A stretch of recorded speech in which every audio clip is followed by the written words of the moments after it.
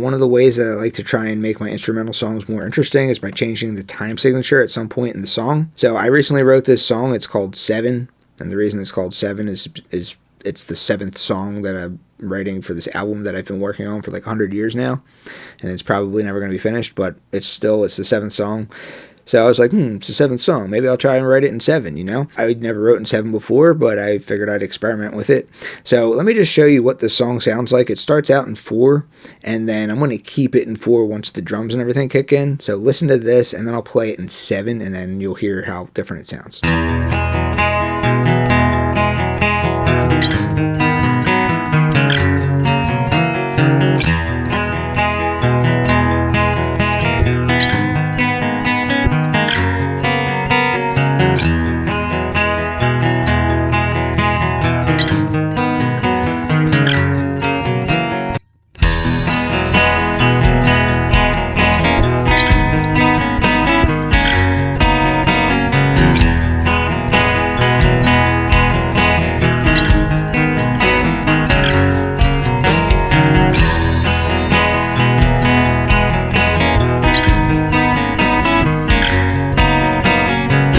Alright, so now check out what it sounds like when I play the exact same intro, which is still going to be in 4, but then once the drum and the bass kick in, it's going to be in 7. So listen how much this changes up the vibe.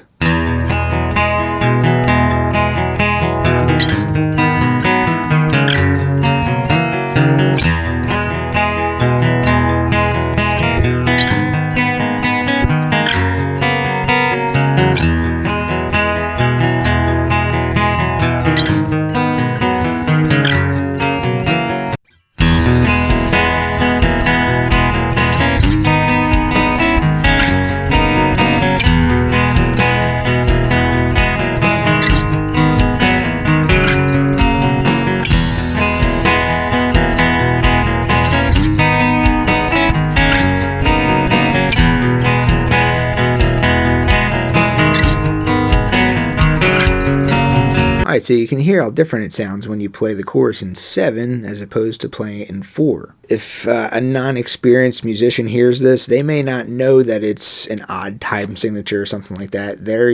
They might not even catch on that you switch time signatures. They may have no clue. They're probably not. But the cool thing is it kind of just like switches up the vibe. So, you know, they're bopping their head along in 4, and then it switches up and like they're bopping their head differently, but they're still bopping it, and they're like, this is interesting. I don't know what happened, but this is cool, you know? And that's what changing the time signature does. It just makes it cool, interesting, and I don't know, it just changes the vibe for the listener. So, I don't know, play around with it, have fun.